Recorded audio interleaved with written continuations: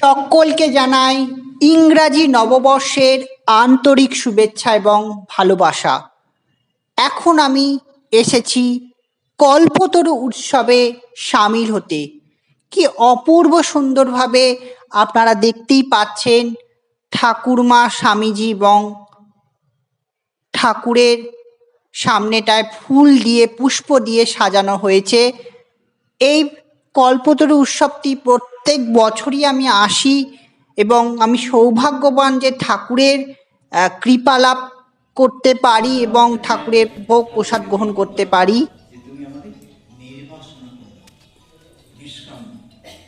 আমাদের কামনা বাসনাটাকে তুমি শেষ করে দাও, কারণ তার ইচ্ছাই তো হচ্ছে, সবই তো তার লীলা। তাদের কাছে মনের প্রাণে এই প্রার্থনা করা যে আমাদের ভিতরের যে কামনাগুলো, আমাদের ভিতরে যে আকাঙ্ক্ষাগুলো, বাসনাগুলো, সেগুলো ভগবান তুমি হরণ করে নাও। সেগুলো হরণ করে নিলে আমাদের আর কোনো কামনা বাসনা থাকবে না, আমরা তখন শুধু তোমাকে নিয়ে থাকবো। তোমার সমস্যা মিটবেই মিটবে ওই আপাত কিছু ঘটনার মধ্য দিয়ে, যা আজও ঘটে। বলছে এই জন্যই ঠাকুর মা স্বামীজিকে আমাদের নিয়ে নিতেই হবে, সঙ্গে করতে, শুধুমাত্র এই ত্রিতাপ দুঃখ থেকে বাঁচার জন্য আমাদের সঠিকভাবে। বলছে কেন?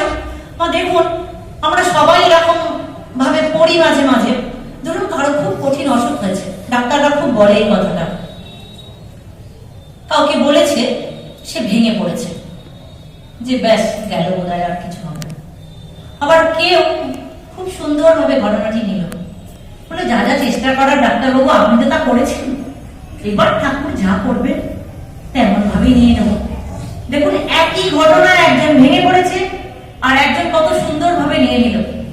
এই যে নিয়ে নেওয়াটা, এই মানসিক যোগটি আসে শুধুমাত্র এই দেখুন বন্ধুরা, ঠাকুরের ভোগ প্রসাদ আমি গ্রহণ করতে বসে গেছি।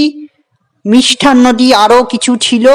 ভিডিওটি এখানেই শেষ করছি, ফিরবো খুব তাড়াতাড়ি নতুন ভিডিও নিয়ে।